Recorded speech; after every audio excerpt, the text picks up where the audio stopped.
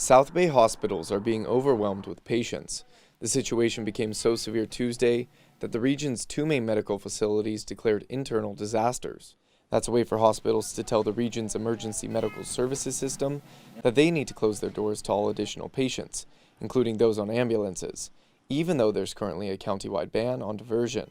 The internal disaster status is a last resort option, which means the hospitals have no more beds or resources to safely care for the patients. There was just no more place to physically put anybody, and we had 5 ambulances waiting to offload their patients. Scripps Health Chief Medical Officer Dr. Ghazala Sharif says the situation at the Chula Vista Hospital was the result of a perfect storm of staffing shortages, new patients, and a cluster of severe cases. We had 23 patients in our tents. We had 20 hallway beds. So imagine how small a 24 emergency department is in the first place, and to have 20 hallway beds. The internal disaster was called off at Scripps Chula Vista Tuesday night, but Sharp Chula Vista Medical Center also called its own disaster that ended early this morning. Scripps said they shifted some patients out of Chula Vista to other hospitals across San Diego County. Sharp's Chula Vista facility did not have to do so.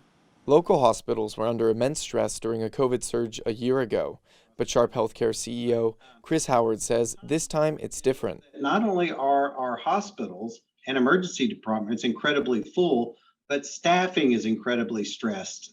We have staff that are out with COVID. We have staff that have retired or resigned due to the stress of now what is approaching the 3rd year of this pandemic. So the difference this year is that staff is incredibly thin. Sharif says the county's paramedics now have a new option that may prevent another logjam of their facilities. The county did just release yesterday what they call treat and assess for the paramedics, which means that they can offer different solutions to patients that really don't have truly emergent conditions so that they don't come to the emergency department in the first place. This was the first time Scripps and Sharp declared the internal disaster status due to the pandemic for any significant amount of time. Sharif and Howard both said their organization's models show 1 to 2 more weeks before the Omicron wave starts its decline.